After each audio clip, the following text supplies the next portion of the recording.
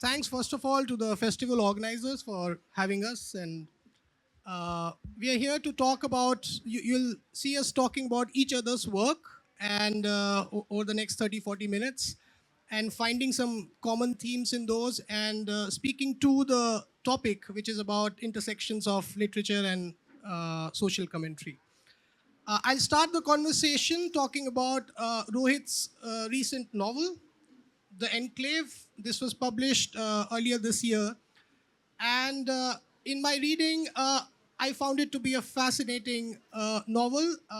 One of the endorsements on the front cover says it's a portrait of womanhood. The novel set in 2007, and it is a certain time in India, like the forces of liberalization, privatization, globalization. They've had a decade and a half to exercise their imprint, and we see how it affects a woman from the middle class who is working in Bombay through the novel. Rohit's method is to do that through a series of episodes, like different parts of Maya's life. Maya is the protagonist. And my first query to Rohit would be about the time setting of the novel itself. Setting it in 2007, just before the 2008 economic disaster that happened globally. Although some part of the action of the novel does go beyond 2007 as well, but the most of the novel is set there. And how conscious a decision it was, and what did you want to portray with respect to Maya's life, according to the economic forces that were in play at the time? Thanks very much, Tanuj, for the kind words about the novel. And my very grateful thanks to the organizers of this festival. And I have to say that the organization and the hospitality and so forth have been tremendous. It's been so very enjoyable so far. And I know that this is the first edition of this festival, and yet it's been immaculately organized. So my warm congratulations.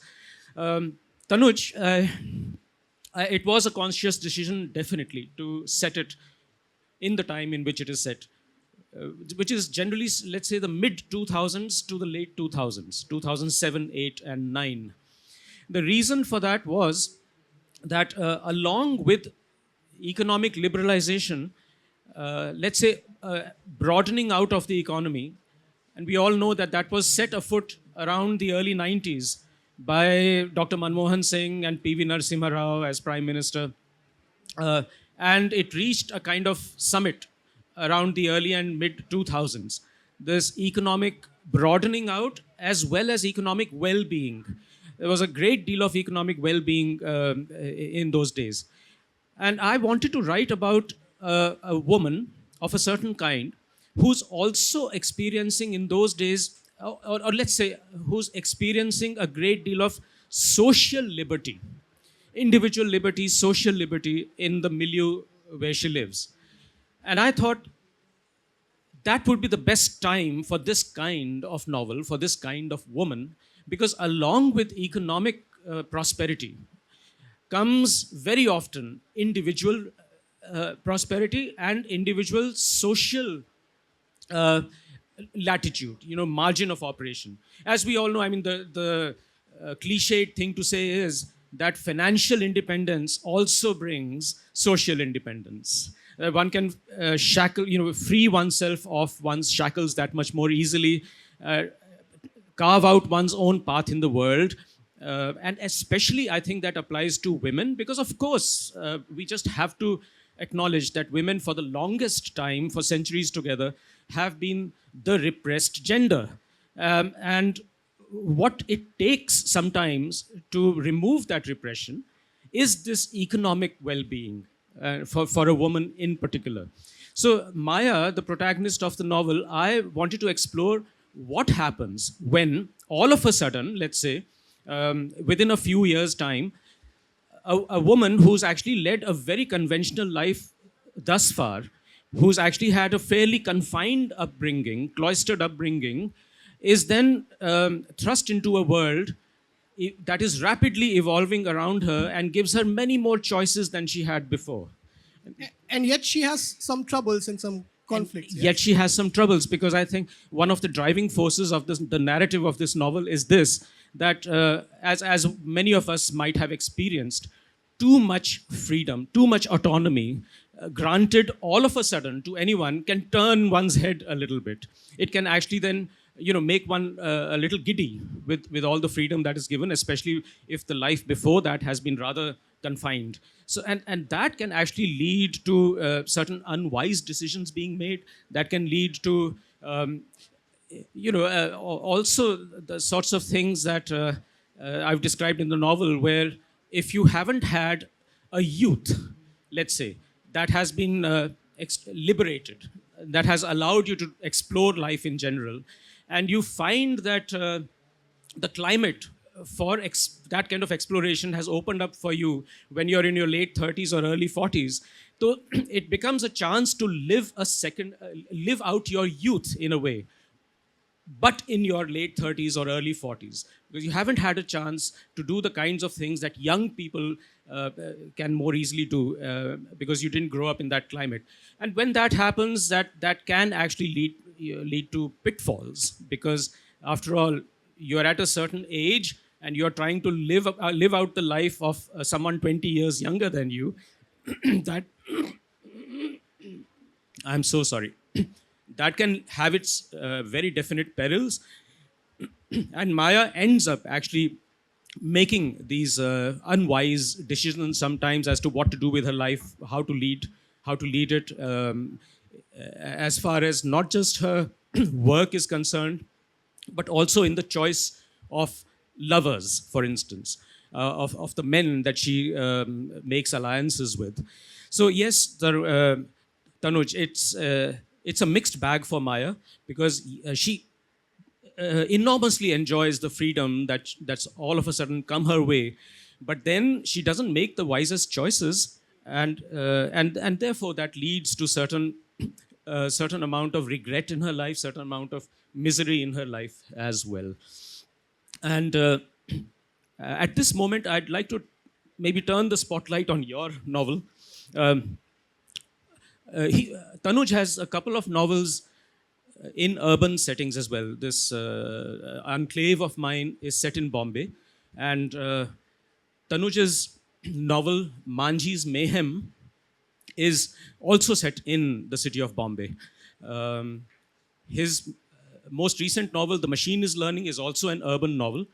But I'll just draw a couple of parallels between my novel, The Enclave, and his urban novels. And Manji's Mayhem is a delightful read, partly because the novel is just as much of a bundle of mayhem as the title character promises he'll create. So the title character in Manji's Mayhem wishes to disrupt the order of things. He comes from a small town. He's working in Bombay. And he wants to disrupt the order of things, and he and a lover of his then proceed to create mayhem in small and large amounts. And it's a riveting ride through the novel as to then what happens.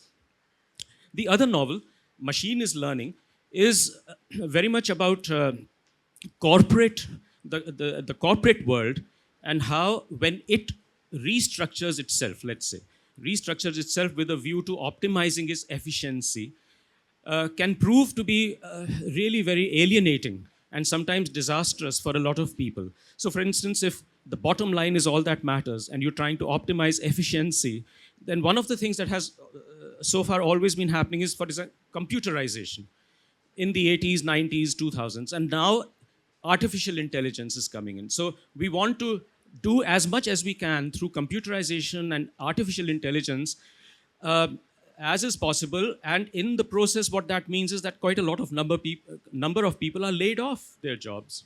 They are made redundant. So that's a wonderful exploration of, let's say, the social fallouts of this sort of corporate re-engineering. And I'd like you to reflect on that a little bit, Tanuj, because in my novel, The Enclave, there is also this tension between corporatization and, let's say, preserving a social conscience. And that lies at the heart of one of the conundrums in your novel, Machine is Learning. So how Yeah. did you come at this idea? Yeah. So in the Machine is Learning, as Rohit has mentioned, it's about it takes automation as one of its themes, if that is the right word. But the conflict that it really explores, I think, is a social conflict, in the sense that those who have a chance for upward mobility uh, also have a chance to think what they might want to do with it.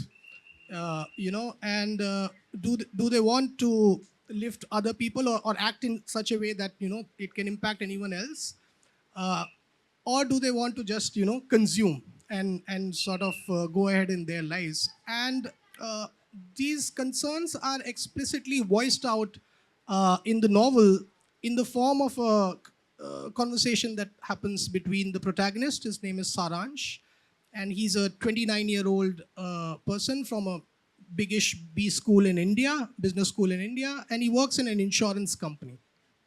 And and he's at the middle management sort of stage, in charge of executing a automation project that will make 500 plus people lose their jobs. So that's the context of this. And he gets into a relationship with a very idealistic minded journalist named Jyoti. And Jyoti and they have this conversation, I think it's the third or fourth chapter of the novel, where she says, but you are complicit, no? And he said, no. If I don't do this, then somebody else will do this, right? It's just a job. And Jyoti kind of reminds him that, no, you can't really say that you can't do this. And the question that emerges at the end of this conversation, and that's actually the main question in the novel, is that I think Jyoti also understands that what he's saying is probably right. Like, you can't really go, I think, be the rebel if you are subscribed to the economy in certain ways, right? But the hypothetical question that emerges then is, if you had a chance, if ever a chance popped up where you could stop this thing from happening, or you could act in a way that is counter to what the for-profit setup wants you to do, would you take it? And as it happens in the novel, a chance does emerge, and and he tries to do something. The novel is, of course, a fatalistic one, in the sense that, of course, that chance doesn't succeed, right? He's just one employee in a largish company, and of course, the company manages to achieve what it intends to achieve. But I think the exploration is of Saransh's inner turmoil and the change in him. And that conversation, in fact, when I was reading The Enclave, I found a very, very similar conversation happening between Maya, the protagonist of Rohit's novel, and one of her lovers, Softs. His nickname Softs.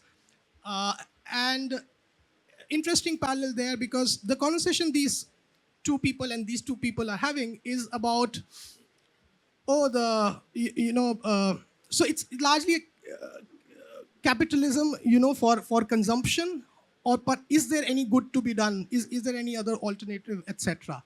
And that is actually the crux of these two ones. And I found it particularly interesting that, while I was reading The Enclave, and, we had the chance to talk about our novels yesterday as well, where we said, voila, these two chats actually seem like they are connected to each other in some way.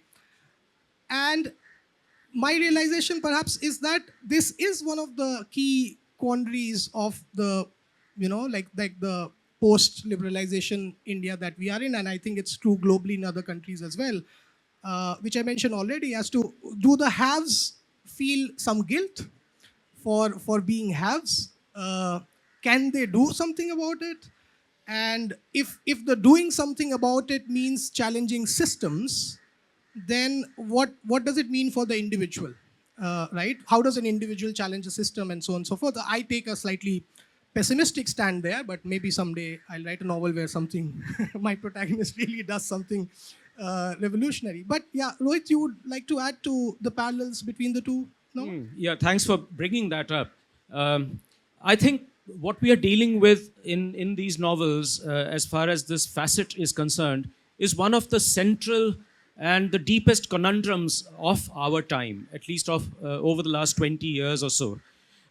What has happened, I think, is that many of us have had, I think, in this country, a socialist sensibility for one reason or another. As we've grown up through the whatever it is, 60s, 70s, 80s, and so on, there has been a kind of a presiding ethos of some level of equality, some level of egalitarianism, some amount of sort of social conscience operating in each of our minds and hearts.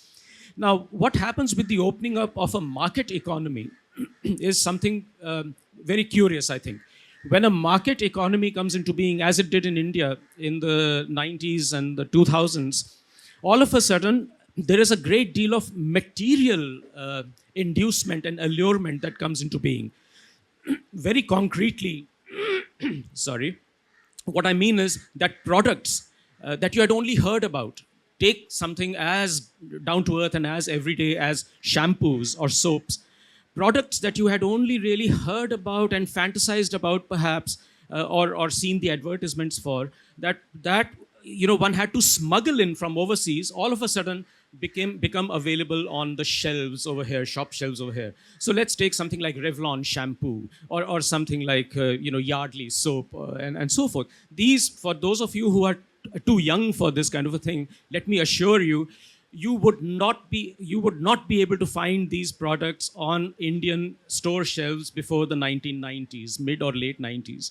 And you had to ask friends and relatives to do you immense favors by bringing them in, things like that. Now, suppose, even if you have a socialist conscience, let's put it that way, you might still like the sensual feel of these products. A Revlon might suit your hair better than the Shikakai soap that you've been using. So you might actually have good reasons also to then subscribe in a way to the use of the material products that have come your way. It could even be cars and things like that, models of cars. Now, the conundrum with the market economy then arises is, for the products that you are now inclined towards, would you also then buy shares in the companies that manufacture them? Would you also then, bolster those companies' profit lines, bottom lines, through this gesture of, can't just be a gesture of solidarity, but you also want to make your own money, right? And you know that the market is booming. So if you then subscribe to, let's say, these companies in that way, these firms in that way, then of course one of the consequences of the market economy is that it widens the gap between the haves and the have-nots, as Tanuj was saying.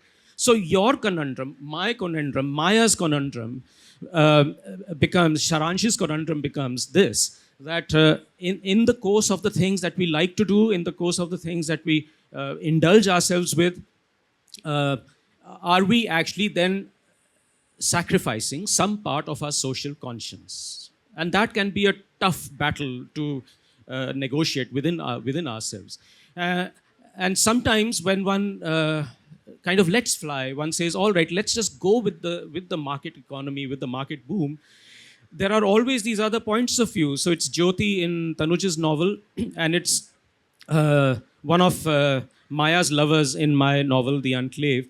You will always find people who turn out to be your conscience keepers, in a sense, who say, no, what you are doing, fine, you are indulging yourself, this and that and the other, you are making your money out of the market economy, out of the stock market. But there are these other rather nefarious sides to the market economy, and that very often plays out away from the cities. So you don't see it happening directly in the cities, but we all know that very many of these corporates that are doing absurdly well are out there in the hills and forests of our states, of our country, ravaging those forests, making mines over there, mining whatever they can, or it might just be the timber out of those forests. And we know what a great scandal it has been over the years. There's been scandal after scandal after scandal. And with very little thought, of course, given to what happens to the people that are displaced. That's at the center of all this. So many people that get displaced from from those regions that they have inhabited for centuries. It's their land, but it's being taken over for the kinds of products that we wish to consume. And some of us can be completely indifferent to the irony of the whole thing, but there are people who always around us that are, as I say, our conscience keepers and keep pricking us with both sides of the coin, both sides of this reality, and then we have to decide for ourselves as to what stance we should take. So yes, that is at play in both of our novels. The Machine is Learning, Tanuj's, and The Enclave, mine. So that was a very interesting parallel to explore. Now, if I may, I'll switch gears, and I'll also swerve away from these two novels, and perhaps we'll speak about the other two novels that other novels that we have. So one of them is Diwali in Muzaffarnagar. That's Tanuj's. Well, it's a collection of short stories, and mine is A Speck of Coal Dust. In contrast to the other novels that we've been talking about, these are set in small towns of the land. They are not hyper-urban or urban novels. These are set in small towns, and as in the case of A Speck of Coal Dust, not even a town, just a very remote, out-of-the-way mining settlement, coal mining settlement. And life in those sorts of spaces, and what sorts of peculiarities, what sorts of singularities life can have in those sorts of spaces, rather than in urban spaces. And I'll throw this over to Tanuj right away and say, in his novel, Diwali in Muzaffarnagar, collection of short stories that revolves around life in this town, he paints through his characters rather a dismaying picture of what life is, if I may take the liberty of saying so. Rather a dismaying picture of what life is like in small town India. And before I say anything else, I'll pass it on to Tanuj and ask him to elaborate on that. Yeah. So in Diwali in Muzaffarnagar, the protagonists of the eight stories there are all of them people who have migrated to bigger cities, but their parents and their grandparents in most cases live in Muzaffarnagar. Muzaffarnagar is a district in western Uttar Pradesh. So it's about 120 kilometers from Delhi. So and so these young characters who are in their 20s were educated in English medium schools, let's say in Muzaffarnagar, and have made their lives or careers in Bombay or Delhi. And so they have to return to Muzaffarnagar when something happens, right? Either it's a festival or it's a death in the family or some other crisis or celebration, right? So it's always occasioned return to the town. And they sometimes they resent it. I wanted to explore the idea of youngish people who, like the recent lives that they have built for themselves in bigger cities, resenting going back to the town and listening to their parents or their demands, etc. So there's this angst against filial responsibility, which I wanted to explore, and it gets merged with their view of the town now. And their view of the town now is of a place in stasis, like in the sense that in terms of its imagination of what society is and can be, the town is in stasis. It's the same town that they grew up in when they were 5, 6, 7, 8, and they figure out it's the same town when I'm 30. And so they resent the town, and they conflate the authority that their elder generations have over them still in decisions of marriage and in decisions of how to spend money, how to save money. They resent that, these characters. But also the tug there is that the discovery that they also love the small town little bit, like that its pull is unavoidable. And sometimes, if for sanctuary, sometimes just to seek solitude, sometimes it's just good to be back in a slower pace. So these are the conflicts that these stories explore. So my protagonists tended to be in their 20s, perhaps even their early 30s. In Rohit's novel, A Speck of Coal Dust, which is set in the 70s somewhere in today's Jharkhand, the the protagonist, or it's actually a child protagonist of about 11, 12 years? Around 12, yes. Around 12 years. So there, the resentments that may happen later on with the same person have not happened, and they are really relishing, several parts of their lives. And what Rohit does commendably in both his novels is that I think at the level of the sentence, at the level of the paragraph, I think so. It's a slightly crude way of putting it, but I have not read better English in a while, right? And it just mesmerizes you, the way he builds a sentence, or his choice of so his repertoire when he's describing things, and it rewards attention. Both his works. So that's very much true for A Speck of Coal Dust as well. It's true for The Enclave very much.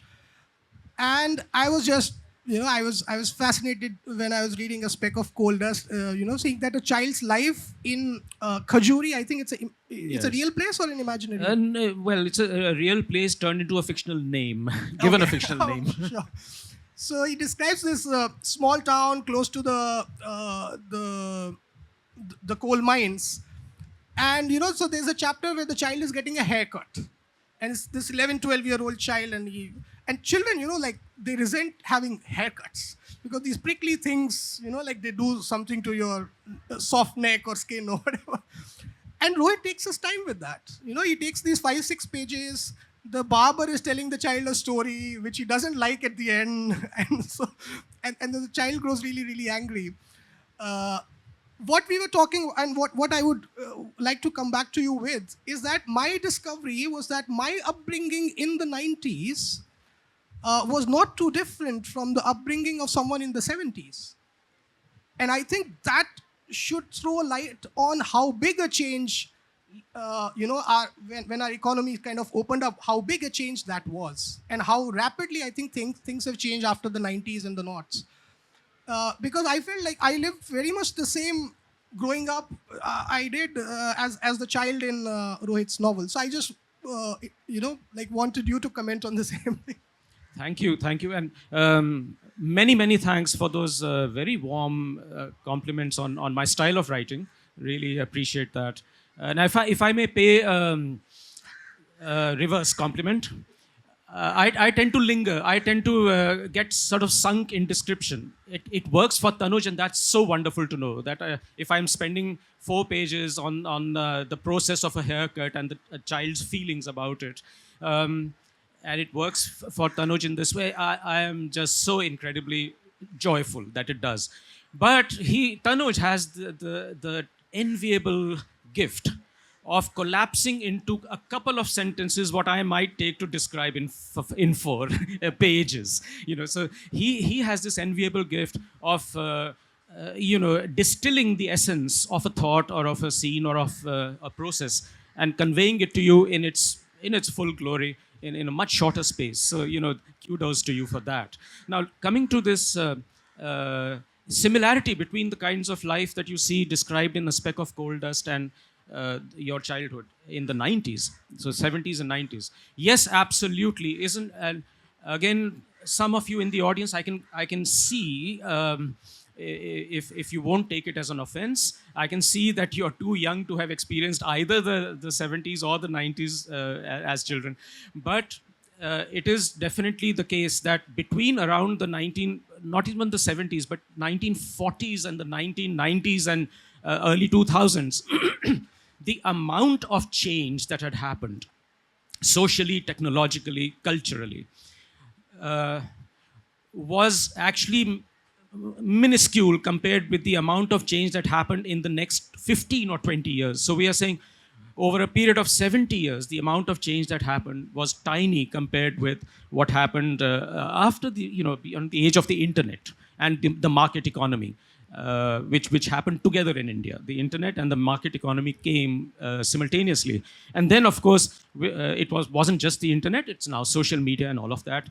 And we know what that has done. Even people of, even millennials know what that has done, right? To attention spans, distractions, and so forth. So that is one perspective, I think, that these sorts of novels, I suppose, give a reader as to what was the quality of life, what was the nature of existence, of human existence in India, particularly in the smaller places of the land, before this era of hyper connectivity and of hyper, social sensibility and so forth. And believe me, it was a life so different that it might have been lived out in another universe, not just in another time on the same planet. It seems like another universe altogether. So I won't go into particulars of that, but imagine, if you will, and some of us, I can see, again, please don't take offense at this, but I can see that some of you are of the sort of age where you will remember the 1960s and the 70s. You've lived through them. And we know there was no television. For me, certainly, there wasn't television. There were no phones where I lived. Really, no phones, not even landlines. There were landlines for namesake, but they never worked. And certainly, of course, there were no computers, let alone social media, mobile, and so forth. So how did one spend one's time? After all, a child has time to spare, right? You don't have all your time, so you don't bury your head in books all the time. You have time to spare to play. What did you do with your time? There was nothing electronic to immerse yourself in. What you had to do, and what one ended up doing, is to engage with nature around you, with things around you, with people around you. And you spent all your time outside of school hours and outside of homework hours doing that. So I think one of the things that happens with that sort of a childhood is that you feel much, much more at one with nature. And I think that in this state, in Kerala, there's so much greater a chance of that happening because Kerala is so richly endowed with nature. Enviably, I think, stocked with flora and fauna of all sorts. And of course, the forests are legendary.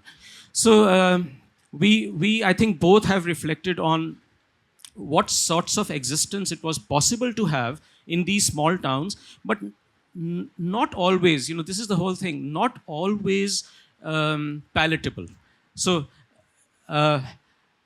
in small towns, what also happens is the communities are smaller and the communities are prying. They won't let you alone. There's the notion of live and let live hasn't arrived as yet.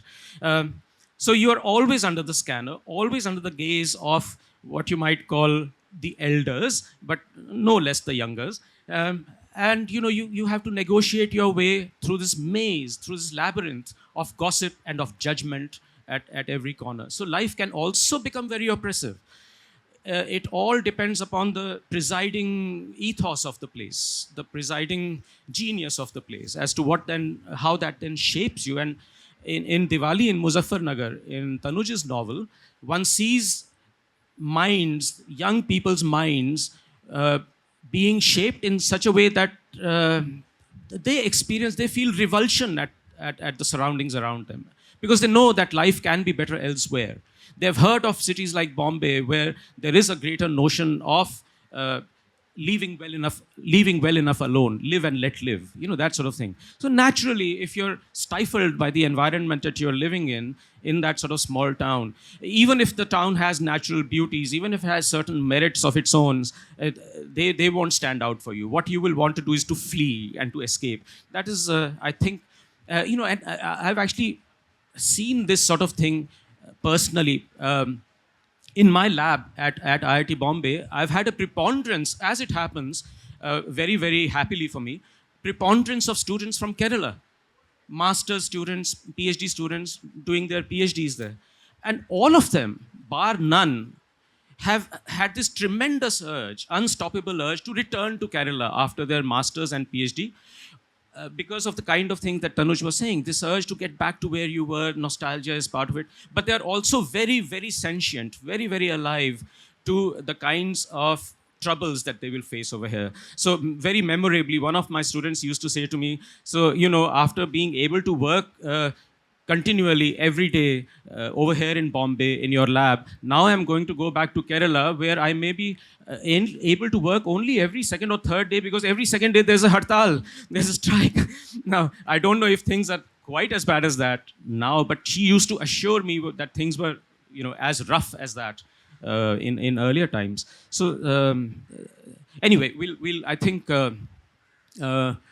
maybe tie those the threads together now with small town life. And is it time for questions already? I think you had said 5 minutes for questions or 10. So I think it's time to hand over the floor to you. And please do blitz us with questions if you wish. Okay. During this section, you mentioned that contemporary corporates ravaging forests. Potiki is a novel by Patricia Grace which depicts the Maori community, the indigenous people, and their protest against corporate culture. As a contemporary Indian writer, where in Indian context, where every public sector is becoming or in the verge of privatization, how can literature intersect or make a dialogue with this social contemporary issue of corporate exploitation? No, that's an excellent thought. Because certainly, as you say, the first part of your question is terrific, because after all, now more and more of the organizations that used to be in government hands, which used to still retain a certain semblance of social conscience, right, and of social ethic, they are being handed over to the private sector, so that the troubles are only going to escalate. Definitely are going to escalate. Now, how is literature going to make a difference? I think it's going to make a difference by highlighting these things, by bringing them to the fore. Very often what happens is that the ravages that happen in the hands of the corporates are nicely covered over. So very often they don't even make it to the media with the intensity that they should. Very often, some parts of the media are hand in glove with those corporates, and they won't give that sort of thing much coverage. But they will say that, look, industrial expansion, jobs being created, and so forth. The more specious arguments. So I think as writers, our job is to foreground these things, bring them to the foreground, give them the space and the attention they deserve with much greater intensity than is happening, and present to the reader the perils of this sort of thing. Let them make up their minds about what they want. Tanuj, what would you say? I'll just add to that. A lot of the bungling that happens in the country actually is planned or executed in skyscrapers in Mumbai or flat-roofed offices in Delhi, right? And I think writers have to go there. And I understand the challenge of that writers are people who are in their rooms imagining worlds. And so if they've not seen these worlds, then they perhaps cannot imagine them. But that's, if one has to take that task that you mentioned in your question, then writers have to find a way to go there, right? And of course, non-fiction writers, reporters, and so on and so forth, but I think also fiction writers. So for example, The Machine is Learning, the novel that we've been talking about, is largely set in an office space inside Mumbai. One of the Mumbai offices, like glass-walled and so on and so forth. And you would be surprised to see there aren't many, in fact, not even any novels like that. So there are not many novels in India, at least I can say with some surety, that are set inside offices that explore what work is. Right? Literature, or at least fiction, seems to be very keen to explore what leisure time is, for their characters. But work is typically a detail. So-and-so character works as a ad man here and there, etc. But I think writers have to come to work in that sense. Work as an imaginary space, work where these social interactions happen, and these decisions that change the world are more likely to happen at work, right? And I think that is one task that certain writers who want to give themselves that mandate will need to be able to do even in fiction. Rohit sir, you mentioned that internet and market. You mentioned that internet and market economy came to India simultaneously. My question is how that is reflected in pan-Indian fiction. Pan-Indian fiction, how it is Pan-Indian. Pan-Indian fiction. Right. Now, another question too, sir. Yes. Sir, you wrote about machine is learning. then what is man learning? My question is regarding the alarming rate of retrenchments, the labor layoffs, because of the onset of the online and generative AI. What is your take on it? These are Thank you very much. I'll just take the liberty of repeating your question because at the back, people may not have heard it. The question is a very interesting one, and that is that, I spoke about the fact that the opening up of the market and the opening up of social mores, social broadening, kind of happened simultaneously. And the question is, well, how is that reflected in pan-Indian literature? Now, it's very, it's impossible for me, sadly, alas, to say how it's reflected in, let's say, regional literature across India, because I don't have access to most languages, regional languages. But in English, in novels written in English, I would say that it has started to be explored. Because at the time, in the mid 2000s, in the early 2000s, in the early 2010s, it was all happening at the time. People weren't distanced from all those sorts of things to write about them with hindsight and in retrospect. But now it is happening. One of the, I think, shining examples of that kind of novel, which actually focuses on that. That sort of thing is not the only focus of my novel. There are other things going on in the enclave. But one novel that really, really tightly focuses on these dilemmas and conundrums is Pankaj Mishra's Run and Hide. Run and Hide.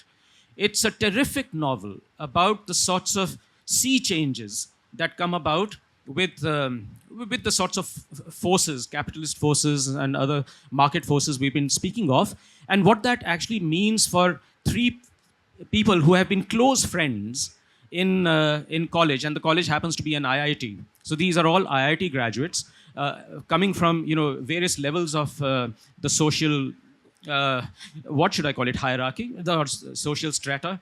And each one of them experiences the fallouts of the liberalization on various fronts in different ways. And then it puts them in, all this puts these friends into conflict. This is very often what can happen. Like we were saying about the lovers in our novels being put into conflict by the sorts of changes in social milieu and economic milieu that are taking over. Here in Pankaj Mishra's novel, it is people who have been students together and friends together drifting apart because they are made to by these forces around them, newly developing all of a sudden. And I'll pass it on to Tanuj, but not before saying Tanuj has very, very kindly been holding up my novels and showing you pictures of them. Sadly, I don't have physical copies of his novel, but here on Kindle, if you can even vaguely make out the screen, this is Diwali in Muzaffarnagar. And both the novels that both of us have written are present, I am told, in the book tent. It's not a stall, it's a Shamiana book tent over there. If you are interested, please do bolster our bottom lines, and I'll hand over to Tanuj for the second part of the question. No? Okay. I'll answer your question I think the time is up. Yeah?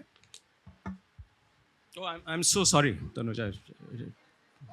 No, you're talking about people losing their jobs due to technology. In fact, the novel Machine is Learning is about that. But I'll just answer with, I'm not a great fan personally of Mr. Gadkari, for example. But I think one of the things that he said is quite interesting. He said there will never be driverless cars in India because we have too many people who need to drive cars, to make money out of that. And I think we need more of that sort of understanding of what technology does to jobs and across industry. I've seen it happen in my work experience, and perhaps can talk more freely about it because I've quit my job. But it is quite rampant, and people and entire teams and entire departments are actually numbers on a spreadsheet. And one in the managerial staff, one is always looking for the technological intervention that can wipe out the 15 people in this team and the 30 people in that team. I've seen that happen a lot. And so, I mean, technology is not, I think it's a disruptive force definitely for the labor market. And I don't know what it does to a country like India, which is particularly vulnerable, I think, to these events and these interventions. I hope I've answered in some way your questions. Thank you.